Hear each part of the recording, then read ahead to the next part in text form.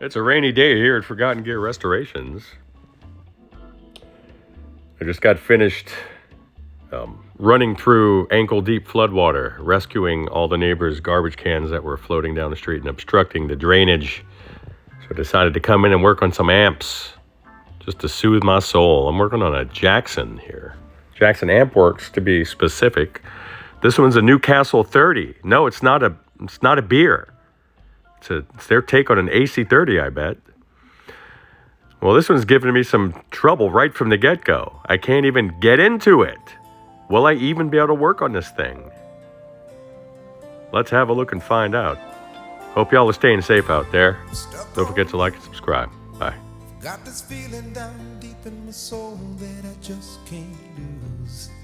Guess I'm all right, so it's kind of hard to pick up here in the camera, but this was painted with sort of a metallic top coat, and certainly I'm not the only goon who will have tried accessing this. By the time I get the chassis out, it looks pretty chewed up, and the same thing with the other machine bolts, machine screws that were holding these in. Obviously, we're looking at some threaded inserts, which is a good call.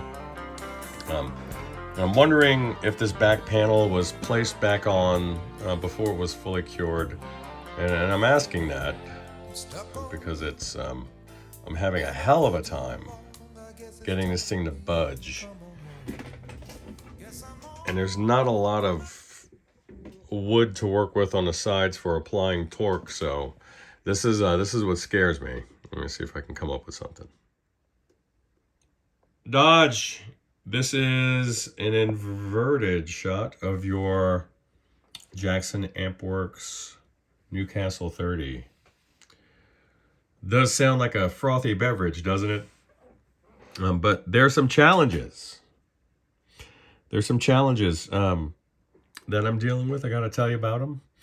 It looks like, you can see, kind of a beautiful copper-colored finish there. Playing nicely against the Western Tolex. Let me get you spun around a little bit so you can catch a side of it. It looks like maybe the prior owner had removed the Tolex. And what he did was he painted this thing. He painted it.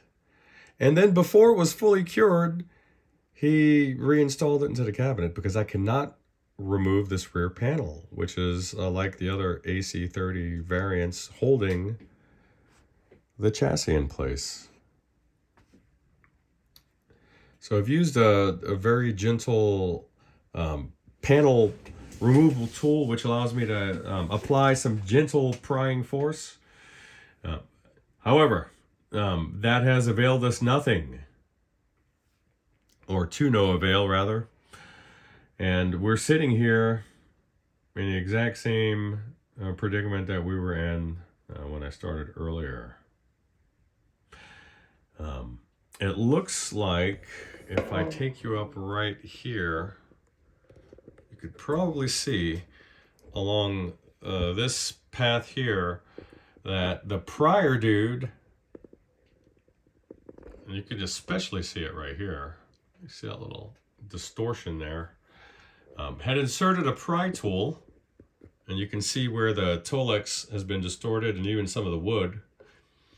And then he just torqued the hell out of it until this panel popped off. Am I willing to do that? I don't know. It's gonna destroy this panel. I've tried heating it up a little bit. I don't want to soften up the adhesive underneath this Tolex. I don't want to bubble up the paint. I don't want anything else nasty to happen, but it certainly seems unavoidable at this point. And it's leaving me in a really bad position because this panel does not want to come out. And giving the inverted trapezoid shape here, you can see that there's going to be no force applied here that won't cause some kind of damage, and the same thing down there and down across the other side. So that's where I am. I just sent you a message, get back to me. And then you can see right here, watch this. I don't know if I mentioned this before, but You can see this fan in the shroud right here is directly against the speaker basket over there. And then on this side, the screw is actually backed out and is now wedged up against the back of the magnet cover. So I just feel like Jackson Ampworks, either they tried to shoehorn a speaker in here or they just miscalculated the size that they needed for their cabinet. If they would have just made it a 1/4 inch taller, all of this could have been avoided.